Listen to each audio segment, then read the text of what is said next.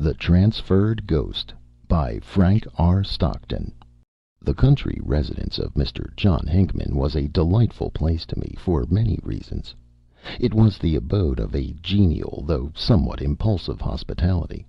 It had broad, smooth-shaven lawns, and towering oaks and elms. There were bosky shades at several points, and not far from the house there was a little rill spanned by a rustic bridge with the bark on. There were fruits and flowers, pleasant people, chess, billiards, rides, walks, and fishing. These were great attractions, but none of them, nor all of them together, would have been sufficient to hold me to the place very long. I had been invited for the trout season, but should probably have finished my visit early in the summer had it not been that upon fair days, when the grass was dry and the sun was not too hot, and there was but little wind, there strolled beneath the lofty elms, or passed lightly through the bosky shades, the form of my Madeline. This lady was not, in very truth, my Madeline. She had never given herself to me, nor had I in any way acquired possession of her. But as I considered her possession the only sufficient reason for the continuance of my existence, I called her in my reveries mine. It may have been that I would not have been obliged to confine the use of this possessive pronoun to my reveries, had I confessed the state of my feelings to the lady. But this was an unusually difficult thing to do. Not only did I dread, as almost all lovers dread, taking the step which would in an instant put an end to that delightful season which may be termed the ante-interrogatory period of love, and which might at the same time terminate all intercourse or connection with the object of my passion, but I was also dreadfully afraid of John Hinckman. This gentleman was a good friend of mine, but it would have required a bolder man than I was at that time to ask him for the gift of his niece, who was the head of his household, and, according to his own frequent statement, the main prop of his declining years.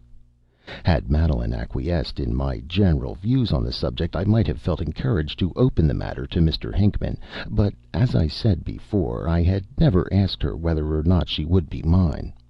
I thought of these things at all hours of the day and night, particularly the latter. I was lying awake one night in the great bed in my spacious chamber, when, by the dim light of the new moon, which partially filled the room, I saw John Hinckman standing by a large chair near the door. I was very much surprised at this, for two reasons. In the first place, my host had never before come into my room, and in the second place, he had gone from home that morning, and had not expected to return for several days. It was for this reason that I had been able that evening to sit much later than usual with Madeline on the moonlit porch. The figure was certainly that of John Hinckman in his ordinary dress, but there was a vagueness and indistinctness about it which presently assured me that it was a ghost. Had the good old man been murdered? And had his spirit come to tell me of the deed, and to confide to me the protection of his dear... My heart fluttered at what I was about to think, but at this instant the figure spoke. "Do you know," he said, with a countenance that indicated anxiety, "if Mr. Hinckman will return tonight?" I thought it well to maintain a calm exterior, and I answered, "We do not expect him." "I am glad of that," said he, sinking into the chair by which he stood. "During the 2 years and a half that I have inhabited this house, that man has never before been away for a single night. You can't imagine the relief it gives me." And as he spoke he stretched out his legs and leaned back in the chair. His form became less vague, and the colors of his garments more distinct and evident, while an expression of gratified relief succeeded to the anxiety of his countenance. 2 years and a half!" I exclaimed. I don't understand you." "It is fully that length of time," said the ghost, "since I first came here. Mine is not an ordinary case, but before I say anything more about it, let me ask you again if you are sure Mr. Hinckman will not return tonight." "I am as sure of it as I can be of anything," I answered. "He left today for Bristol, 200 miles away." "Then I will go on," said the ghost. for I am glad to have the opportunity of talking to someone who will listen to me. But if John Hinckman should come in and catch me here, I should be frightened out of my wits." "This is all very strange," I said, greatly puzzled by what I had heard. "Are you the ghost of Mr. Hinckman?" This was a bold question, but my mind was so full of other emotions that there seemed to be no room for that of fear. "Yes, I am his ghost," my companion replied, "and yet I have no right to be. And this is what makes me so uneasy and so much afraid of him. It is a strange story, and I truly believe without precedent.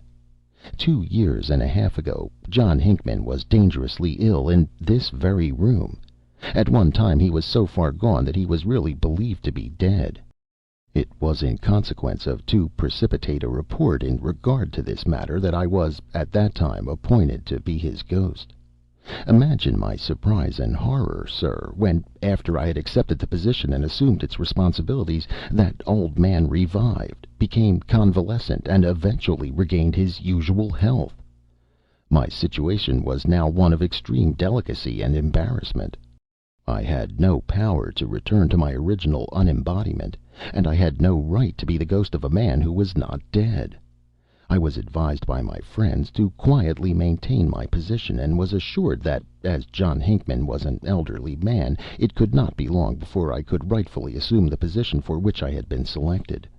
But I tell you, sir," he continued with animation, "the old fellow seems as vigorous as ever, and I have no idea how much longer this annoying state of things will continue. I spend my time trying to get out of that old man's way. I must not leave this house, and he seems to follow me everywhere. I tell you, sir, he haunts me." "That is truly a queer state of things," I remarked. "But why are you afraid of him? He couldn't hurt you." "Of course he couldn't," said the ghost, "but his very presence is a shock and terror to me. Imagine, sir, how you would feel if my case were yours." I could not imagine such a thing at all. I simply shuddered. "And if one must be a wrongful ghost at all," the apparition continued, "it would be much pleasanter to be the ghost of some man other than John Hinckman. There is in him an irascibility of temper, accompanied by a facility of invective, which is seldom met with. And what would happen if he were to see me, and find out, as I am sure he would, how long and why I had inhabited his house, I can scarcely conceive. I have seen him in his bursts of passion, and although he did not hurt the people he stormed at any more than he would hurt me, they seemed to shrink before him." All this I knew to be very true. Had it not been for the peculiarity of Mr. Hinckman, I might have been more willing to talk to him about his niece. "I feel sorry for you," I said, for I really began to have a sympathetic feeling towards this unfortunate apparition. "Your case is indeed a hard one. It reminds me of those persons who have had doubles, and I suppose a man would often be very angry indeed when he found that there was another being who was personating himself." "Oh, the cases are not similar at all," said the ghost. "A double, or doppelganger, lives on the earth with a man, and, being exactly like him, he makes all sorts of trouble, of course. It is very different with me. I am not here to live with Mr. Hinckman. I am here to take his place. Now, it would make John Hinckman very angry if he knew that. Don't you know it would?" I assented promptly. "Now that he is away, I can be easy for a little while," continued the ghost. "And I am so glad to have an opportunity of talking to you. I have frequently come into your room and watched you while you slept, but did not dare to speak to you for fear that if you talked with me Mr. Hinckman would hear you and come into the room to know why you were talking to yourself." "But would he not hear you?" I asked. "Oh, no," said the other. "There are times when any one may see me, but no one hears me except the person to whom I address myself." "But why did you wish to speak to me?" I asked. "Because," replied the ghost, "I like occasionally to talk to people, and especially to someone like yourself, whose mind is so troubled and perturbed that you are not likely to be frightened by a visit from one of us. But I particularly wanted to ask you to do me a favor. There is every probability, so far as I can see, that John Hinckman will live a long time, and my situation is becoming insupportable. My great object at present is to get myself transferred, and I think that you may perhaps be of use to me." "Transferred!" I exclaimed. "What do you mean by that?" "What I mean," said the other, "is this. Now that I have started on my career, I have got to be the ghost of somebody, and I want to be the ghost of a man who is really dead." "I should think that would be easy enough," I said. "Opportunities must continually occur." "Not at all, not at all," said my companion quickly. "You have no idea what a rush and pressure there is for situations of this kind. Whenever a vacancy occurs, if I may express myself in that way, there are crowds of applications for the ghost ship." "I had no idea that such a state of things existed," I said, becoming quite interested in the matter. "There ought to be some regular system or order of precedence by which you could all take your turns, like customers in a barber's shop." "Oh dear, that would never do at all," said the other. "Some of us would have to wait forever. There is always a great rush whenever a good ghost ship offers itself, while, as you know, there are some positions that no one would care for.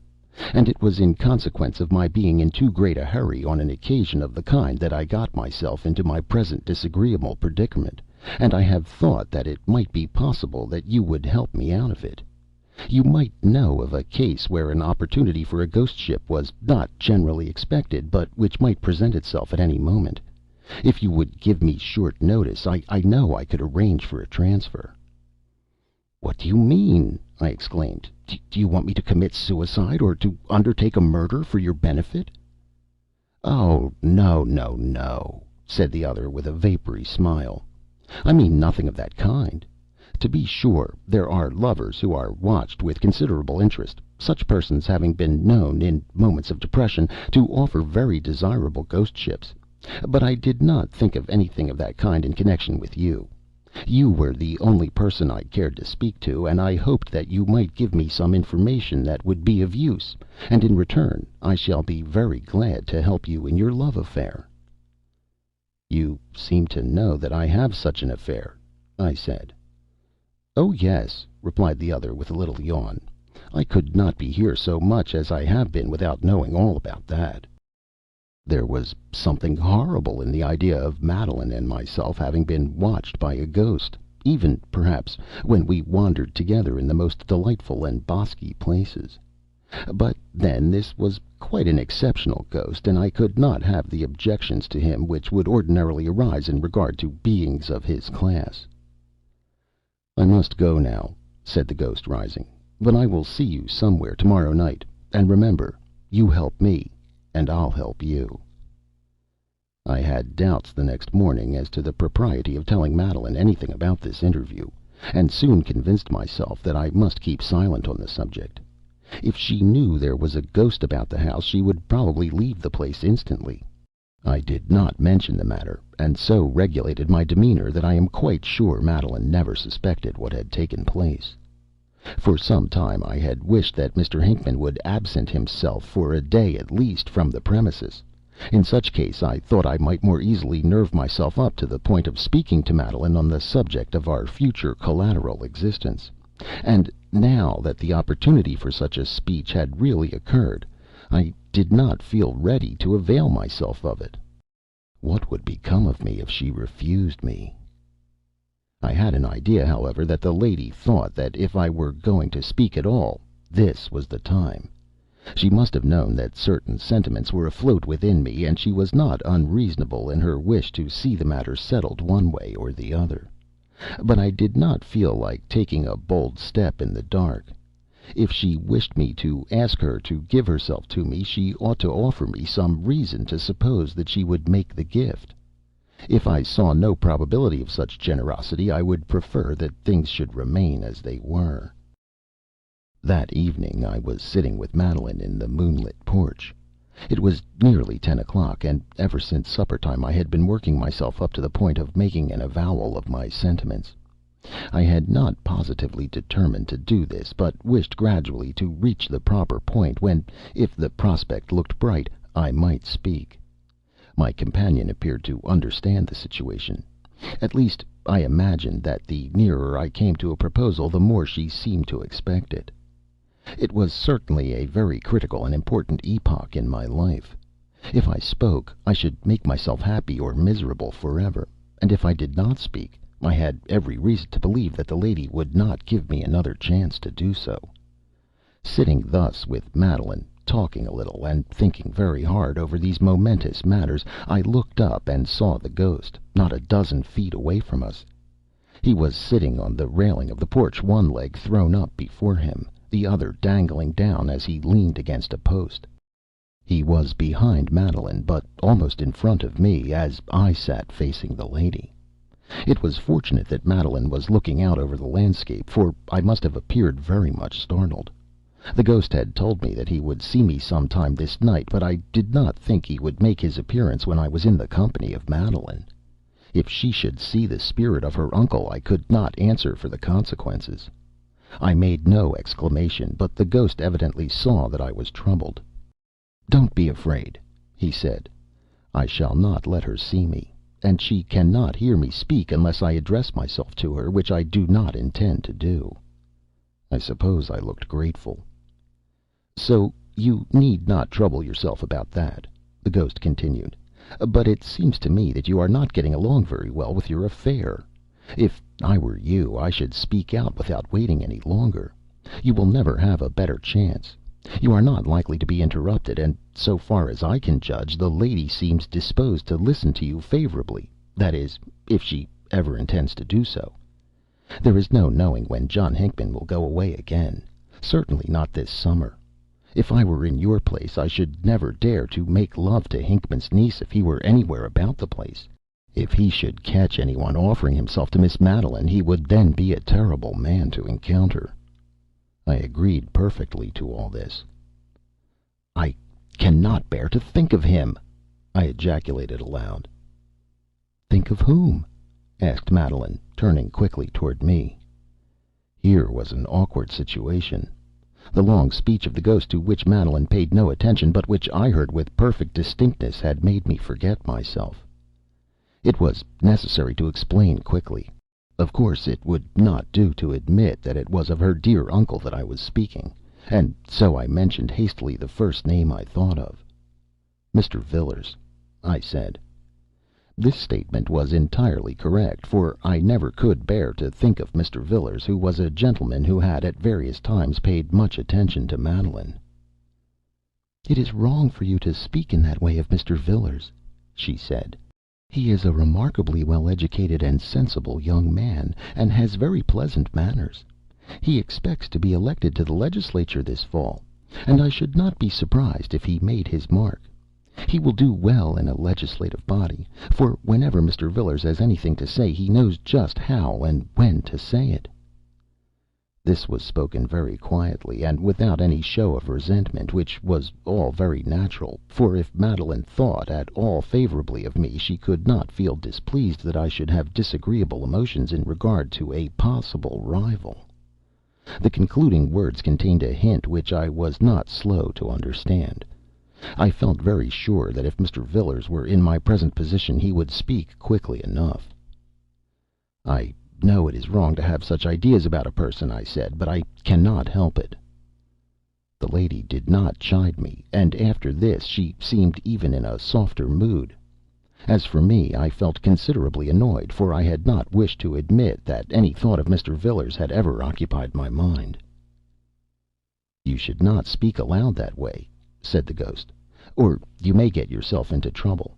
I want to see everything go well with you, because then you may be disposed to help me, especially if I should chance to be of any assistance to you, which I hope I shall be." I longed to tell him that there was no way in which he could help me so much as by taking his instant departure. To make love to a young lady with a ghost sitting on the railing near by, and that ghost the apparition of a much dreaded uncle, the very idea of whom in such a position at such a time made me tremble, was a difficult if not an impossible thing to do. But I forbore to speak, although I may have looked my mind.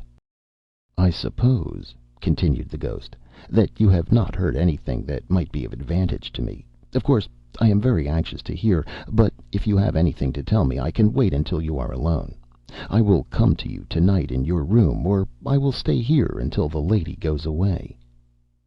"You need not wait here," I said.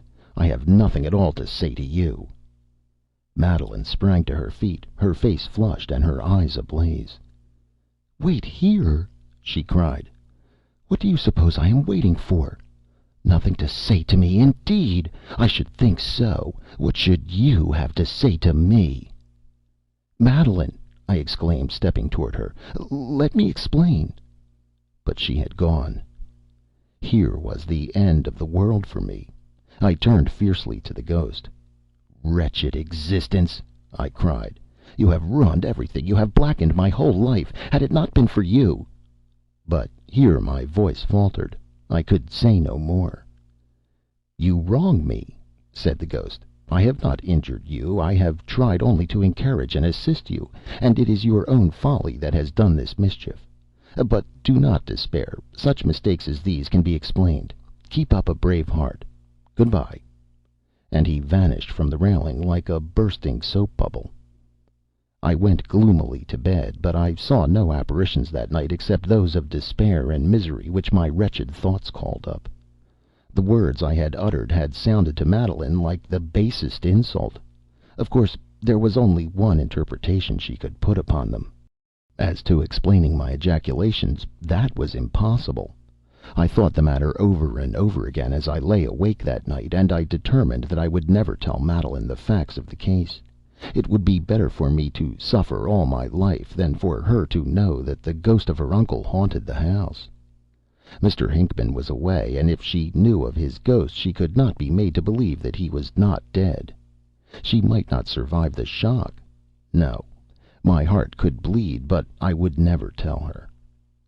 The next day was fine, neither too cool nor too warm. The breezes were gentle, and nature smiled. But there were no walks or rides with Madeline. She seemed to be much engaged during the day, and I saw but little of her. When we met at meals she was polite, but very quiet and reserved. She had evidently determined on a course of conduct, and had resolved to assume that, although I had been very rude to her, she did not understand the import of my words. It would be quite proper, of course, for her not to know what I meant by my expressions of the night before.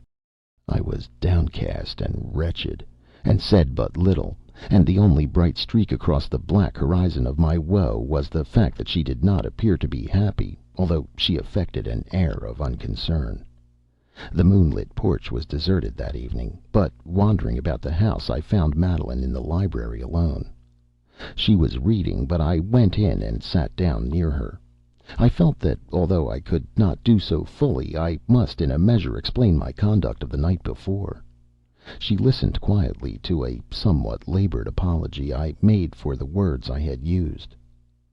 "I have not the slightest idea what you meant," she said, "but you were very rude." I earnestly disclaimed any intention of rudeness, and assured her with a warmth of speech that must have made some impression upon her that rudeness to her would be an action impossible to me. I said a great deal upon the subject, and implored her to believe that if it were not for a certain obstacle I could speak to her so plainly that she would understand everything. She was silent for a time, and then she said, rather more kindly, I thought, than she had spoken before, "Is that obstacle in any way connected with my uncle?" "Yes," I answered after a little hesitation, "it is, in a measure, connected with him." She made no answer to this, and sat looking at her book, but not reading. From the expression of her face I thought she was somewhat softened toward me. She knew her uncle as well as I did, and she may have been thinking that if he were the obstacle that prevented my speaking, and there were many ways in which he might be that obstacle, my position would be such a hard one that it would excuse some wildness of speech and eccentricity of manner. I saw, too, that the warmth of my partial explanations had some effect on her, and I began to believe that it might be a good thing for me to speak my mind without delay. No matter how she should receive my proposition, my relations with her could not be worse than they had been the previous night and day, and there was something in her face which encouraged me to hope that she might forget my foolish exclamations of the evening before if I began to tell her my tale of love. I drew my chair a little nearer to her, and as I did so the ghost burst into the room from the doorway behind her. I say burst, although no door flew open and he made no noise. He was wildly excited, and waved his arms above his head. The moment I saw him my heart fell within me. With the entrance of that impertinent apparition every hope fled from me. I could not speak while he was in the room. I must have turned pale, and I gazed steadfastly at the ghost, almost without seeing Madeline, who sat between us. "Do you know," he cried, "that John Hinckman is coming up the hill? He will be here in 15 minutes, and if you are doing anything in the way of love making you had better hurry it up. But this is not what I came to tell you. I have glorious news. At last I am transferred. Not 40 minutes ago a Russian nobleman was murdered by the Nihilists. Nobody ever thought of him in connection with an immediate ghost ship. My friends instantly applied for the situation for me and obtained my transfer. I am off before that horrid Hinckman comes up the hill. The moment I reach my new position I shall put off this hated semblance. Good-bye. You can't imagine how glad I am to be at last the real ghost of somebody." "Oh!" I cried, rising to my feet and stretching out my arms in utter wretchedness. "I would to heaven you were mine!" "I am yours," said Madeline, raising to me her tearful eyes.